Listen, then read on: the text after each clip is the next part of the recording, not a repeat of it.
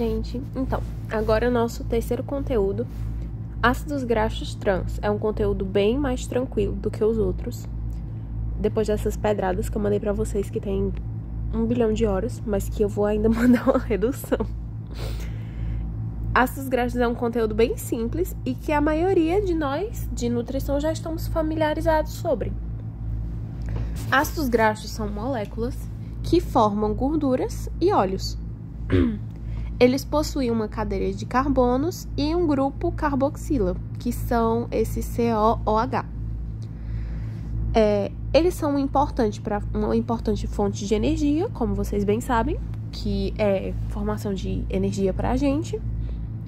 Membranas celulares, que vocês sabem, porque vocês estudaram isso comigo. Formação de membranas celulares. E de hormônios, que são de base lipídica.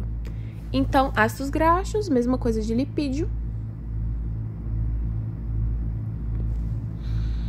E nós temos 3 tipos. Temos os insaturados, que são os que possuem uma ou mais ligações duplas. Geralmente, eles são líquidos e eles estão presentes em óleos vegetais. Nós temos os tipos saturados, que não possuem ligações duplas. Eles geralmente são sólidos e eles estão presentes em gorduras animais. E nós temos os trans. Os ácidos graxos trans são demônio, industriais, rígidos e eles são prejudiciais à saúde. Então, uma maneira bem simples de começar a nossa aula quando a gente fala sobre ácidos graxos trans. Não dê nem água. Por quê? Por que existe uma demonização tão grande sobre ácidos graxos trans? É porque eles merecem. Temos aqui um ácido graxo saturado. Como podem ver, não tem nenhuma ligação dupla na sua cadeia de carbonos. Nos ácidos graxos cis, o que é que diferem, né? Os insaturados cis dos insaturados trans. Os cis, eles têm... como eu havia mencionado a vocês, os hidrogênios, eles ficam ligados com... quando tem ligações duplas, na verdade, em cadeia de carbonos, os hidrogênios ficam aqui meio que tampando buraco. Só que, às vezes, essa tampação de buraco, ela é importante. Por quê? Temos aqui hidrogênios que na ligação dupla, que é a insaturada, né? Os hidrogênios ficam do mesmo lado. Então, eles estão os dois aqui na parte de cima. Isso caracteriza um insaturado cis, quando os dois estão no mesmo lugar.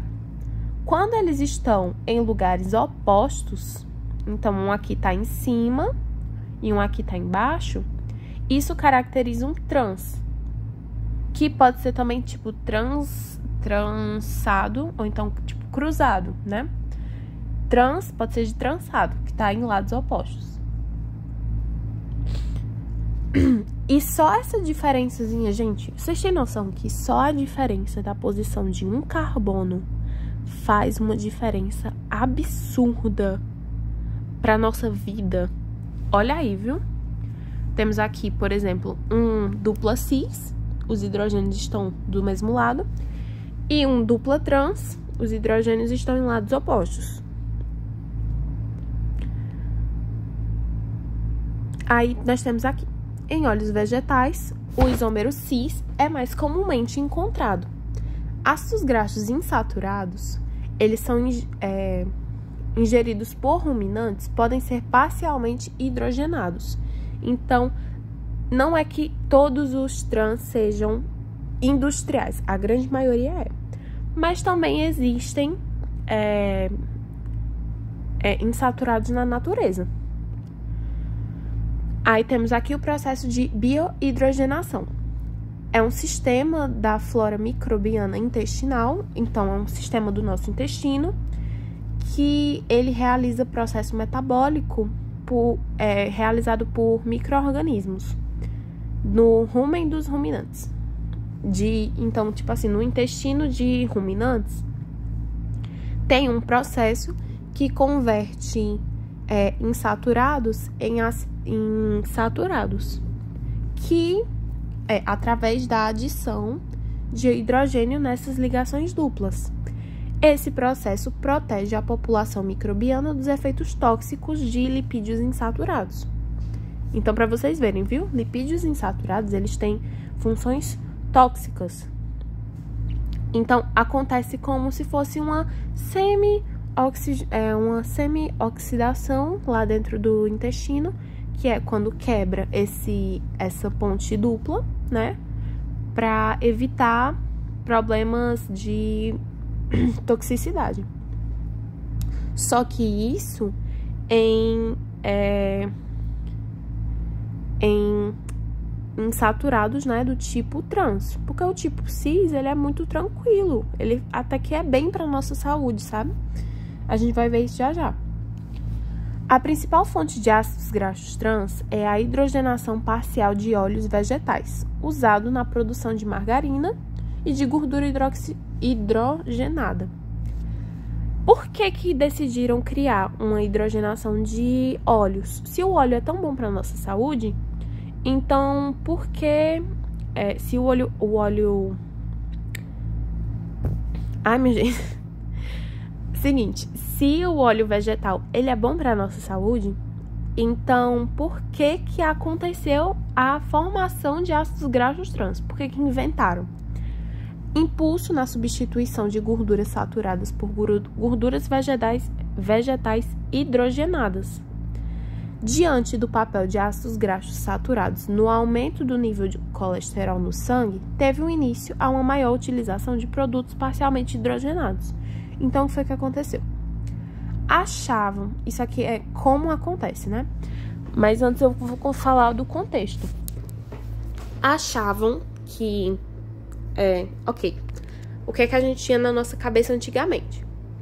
Que os insaturados eram bons para nossa saúde e os saturados eram ruins para nossa saúde quando descobriram que eles aumentavam o nível de colesterol no sangue. Então, o que eles pensaram? Vamos pegar esses saturados e transformar em parcialmente hidrogenados. Hidrogenados, a adição de hidrogênio, fazendo com que ele se tornasse insaturado novamente.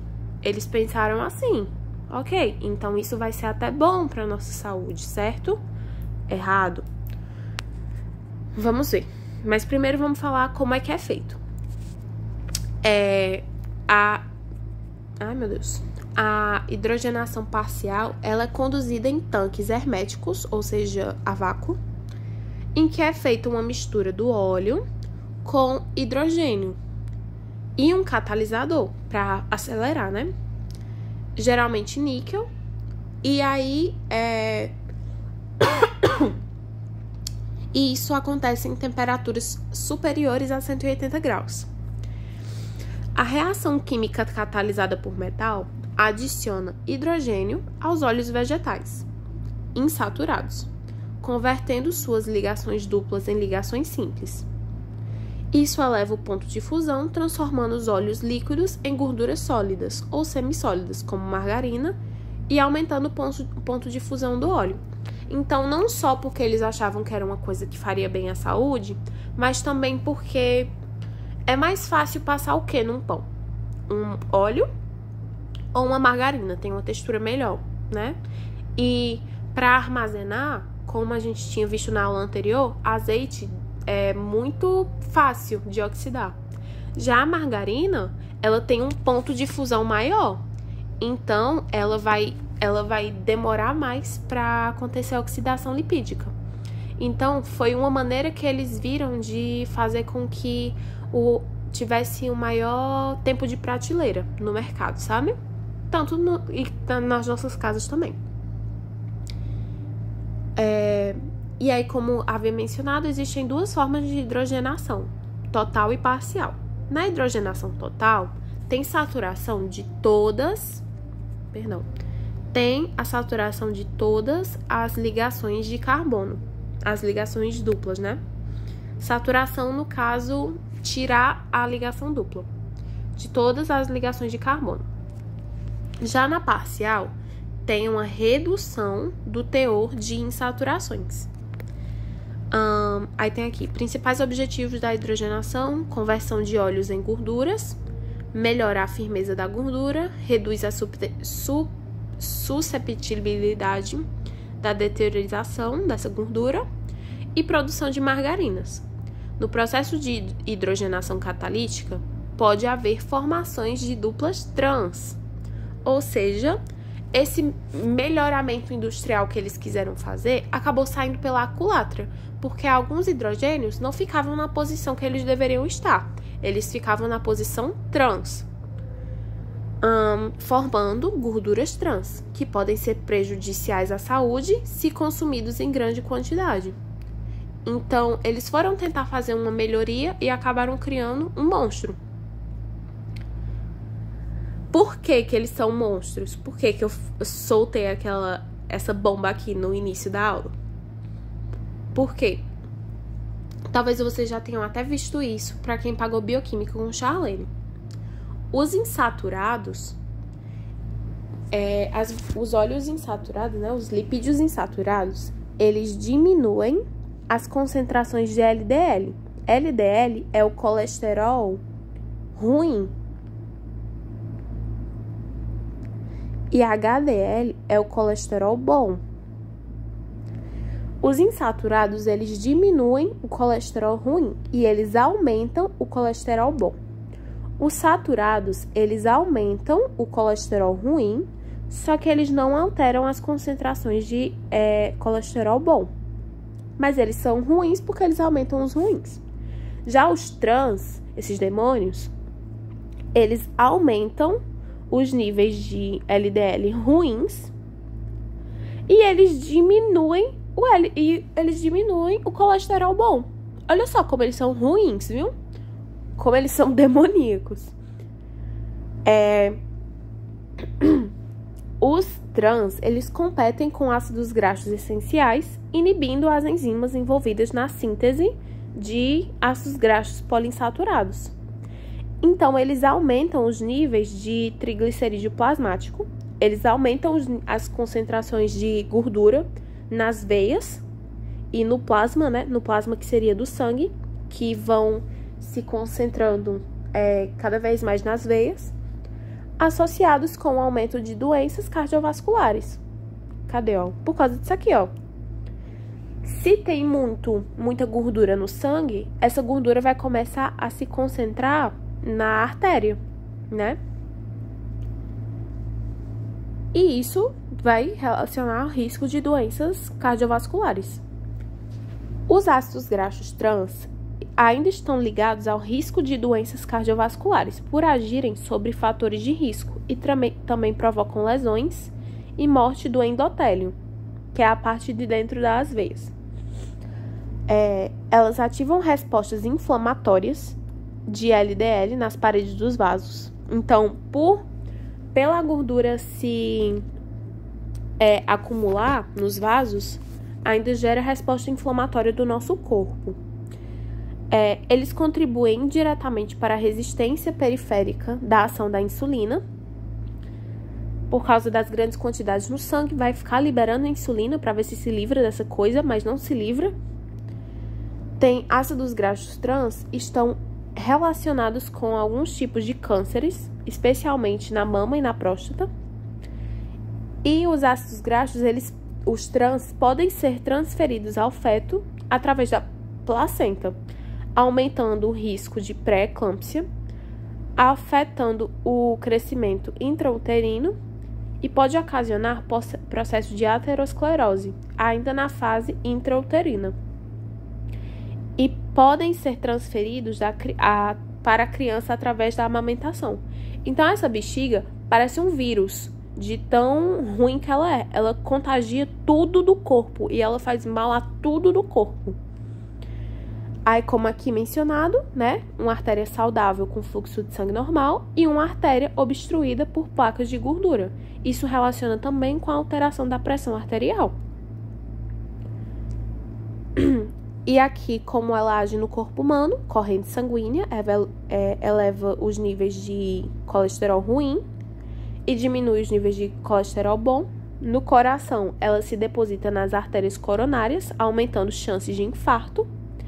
No fígado, ela substitui moléculas de colesterol ruim, que fica livre para a circulação no organismo.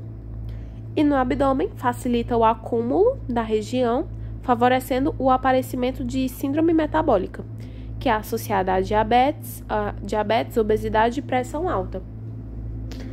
Vocês vão ver isso, eu tô vendo isso agora, e vocês vão ver isso ano que vem, em avaliação nutricional, que medir a circunferência do abdômen, ela tá relacionada com descobrir se aquela pessoa tem ou não riscos de ter doenças coronárias, justamente por causa do acúmulo de gordura associado à gordura trans. Como contornar esse problema, né? A indústria percebeu que fez uma cagada gigantesca e aí a solução que eles encontraram: interesterificação. É um processo altamente industrializado que reconfigura os ácidos graxos nos triglicerídeos. O óleo no reator tem a neutralização de um catalisador, que seja água, causando uma lavagem e uma secagem que faz com que a gordura seja interesterificada. Nossa, ficou bom, não foi essa droga, gastei a minha dicção numa palavra.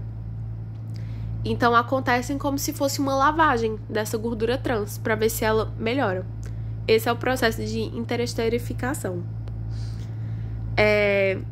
Eu repeti, não sei porquê.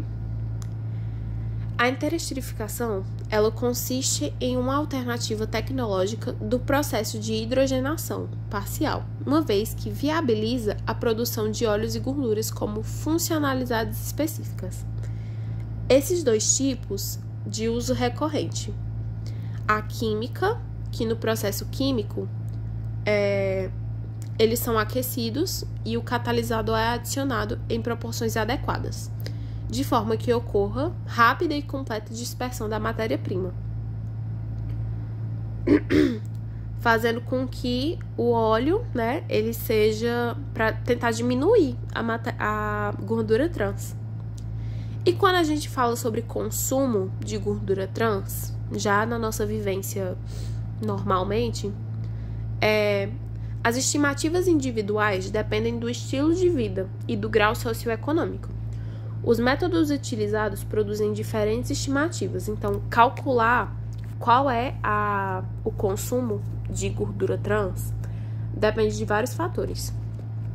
Tem cálculos de ingestão baseado em dados por domicílio, uma estimativa baseada em questionários de frequência de consumo, análises químicas da dieta da pessoa e correlação na concentração de ácidos graxos trans no tecido adiposo e no leite humano. Só que esses dados, eles fornecem apenas uma aproximação do consumo desses nutrientes. No que isso importa, né? Calcular como vai a saúde do país. Ácidos graxos trans presentes na dieta são oriundos de gorduras parcialmente hidrogenadas, como a gente havia visto. Elas estão em óleos refinados, na carne, no leite e animais ruminantes. E alimentos com gordura trans são principalmente produtos industrializados, como ultraprocessados, biscoitos, bolos, salgadinhos, margarinas, sorvetes cremosos e fast food. Ou seja, comida gostosa. As médias de consumo em países desenvolvidos geralmente são de 7 a 8 gramas por pessoa por dia, ou seja, 6% do total de ácido graxo consumido. Valores na Europa são de 0,1 a 0,5. No Japão é 1,56. Na Argentina, de 2 a 4,5. Então já está aumentando. Aqui no Brasil é de 1,4 a 2,6. Na Europa, que são países de primeiro mundo, e no Brasil, que são de segundo mundo, vocês percebem essa diferença. Quando ele é desenvolvido, já tem uma diminuição. E aqui no Brasil, mais ou menos, sabe? Então, isso já é calculado pela dieta do país, assim, pelo consumo do brasileiro e o consumo de um país de primeiro mundo, por exemplo. Isso tem a ver também com a nossa saúde, né? Assim, qual país as pessoas têm melhor qualidade de vida? No Brasil ou um país da Europa, sabe?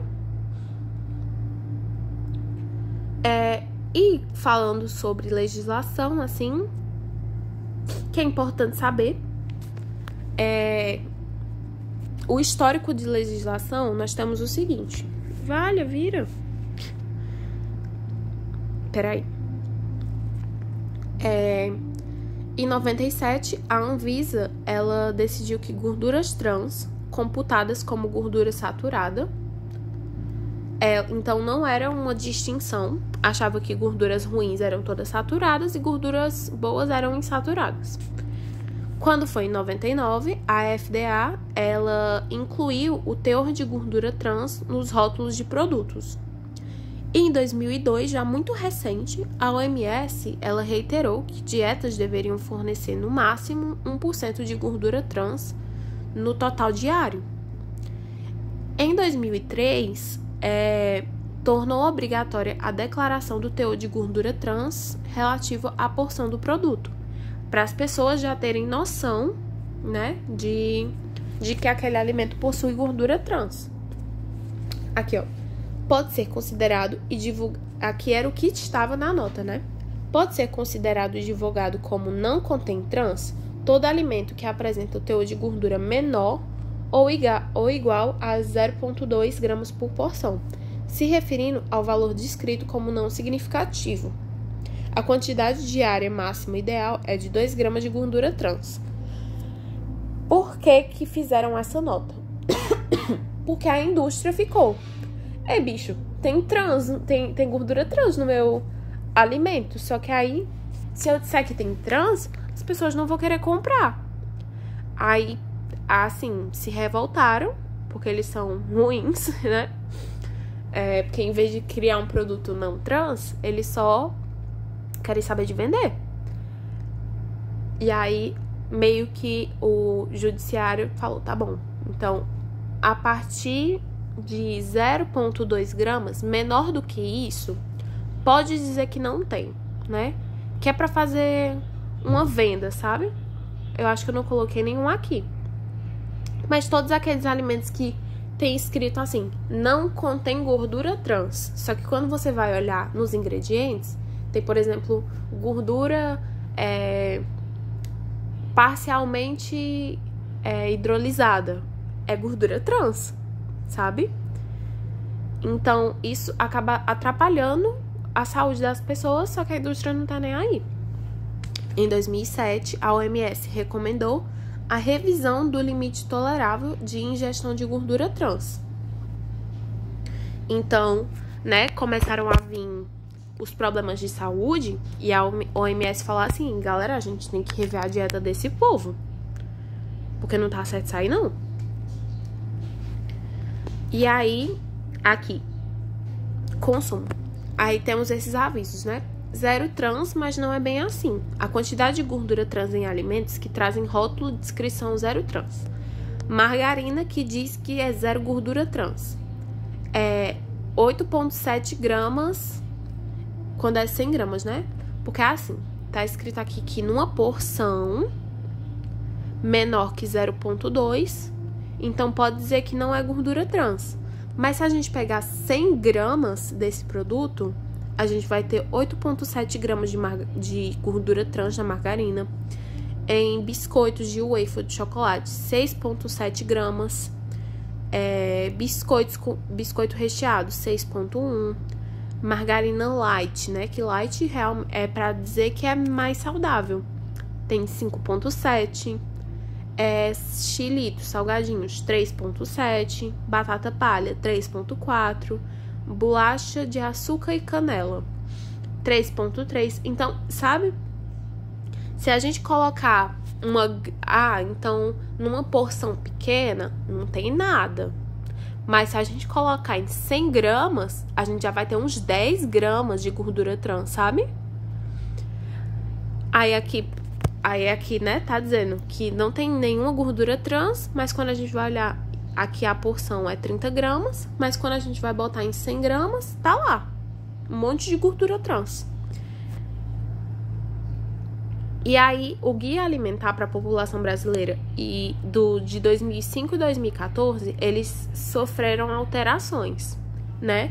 Então, sobre o consumo de gordura trans, nós já tivemos algumas diferenças. No de 2005, restringe ao consumo de gordura trans 1% do valor energético diário, que corresponde a aproximadamente 2 gramas por dia, em uma dieta de 2.000 calorias.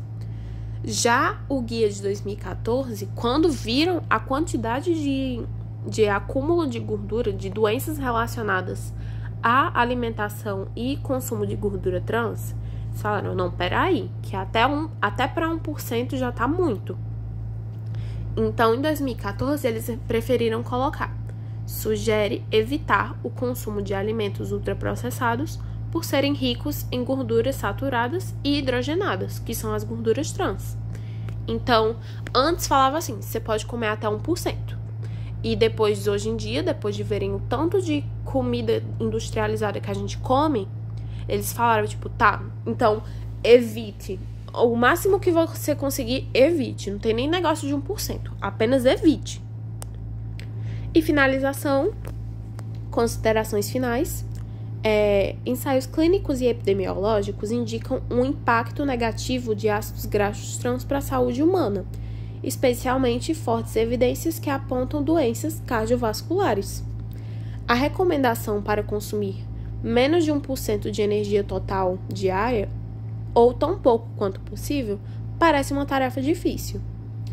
É necessário maior conhecimento do consumidor, bem como maiores esforços dos produtores de alimento e vontade política dos governadores em reduzir o consumo de ácidos graxos trans. Então, não depende só do nutricionista. As pessoas precisam entender o que elas estão comprando, porque às vezes tem uma placa enorme na frente escrito não tem gordura trans, mas tem. Ao mesmo tempo, o que foi que aconteceu em 2003? Deixaram essa plaquinha acontecer. Não tem gordura trans, mas tem gordura trans, que era para aumentar as vendas.